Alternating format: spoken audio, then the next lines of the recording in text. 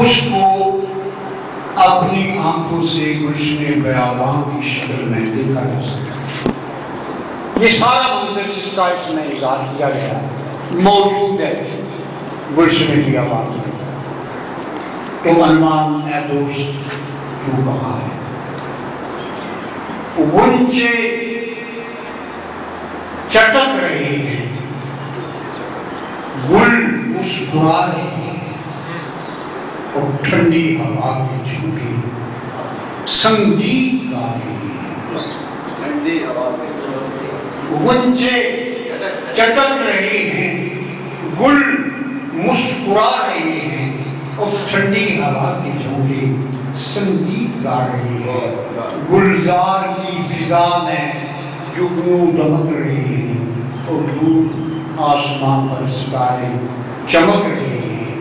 پرکیف چاندنی کا کیا دل نشین سما ہے، ہر شے ہنسی ہنسی ہے، ہر شے جوان ہے۔ پرکیف چاندنی کا کیا دل نشین سما ہے، ہر شے ہنسی ہنسی ہے، ہر شے جوان جوان ہے۔ اور ایسے میں ایک میں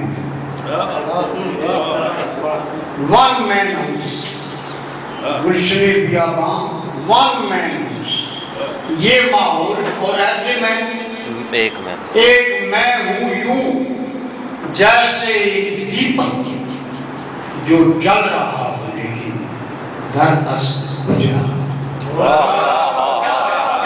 کیا بات ہے، کیا بات ہے۔ ایسے میں ایک میں ہوں یوں جیسے ایک دیپک جو جل رہا ہو لیکن در اصل بجھ رہا ہو، یا جیسے کوئی پتا دور خزاں سے پہلے تو جا کے جا گیا۔ واہ واہ واہ، کیا بات ہے۔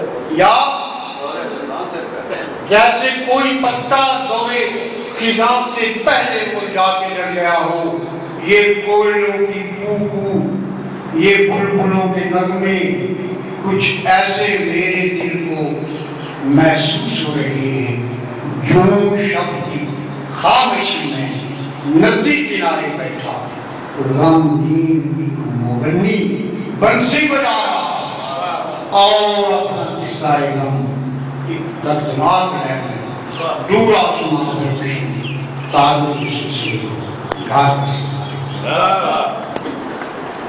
ایسے میں ایک میں ہوں جیسے ایک دیپک جو جل رہا ہو لیکن دراصل بجھ رہا ہو، یا جیسے کوئی پتا دورے خزاں سے پہلے مردہ گزر گیا ہو، یہ کوئلوں کی کوکو، یہ بلبلوں کے نغمے کچھ ایسے میرے دل کو محسوس ہو رہے ہیں، جو شب کی خاموشی میں ندی کنارے بیٹھا غمگین ایک مغنی بنسی بجا رہا ہو، اور اپنا قصہ غم ایک دردناک لہر میں دور آسمان پہ روشن تاروں کے سلسلے کو گا کر سنا رہا ہو۔ القصہ کیا بتاؤں، دل یوں تڑپ رہا ہے، جو ناؤ ہوتی ہے، اور ایک یاد میرے دل ہر دم بدلتی ہے، تیری یاد ہوتی ہے۔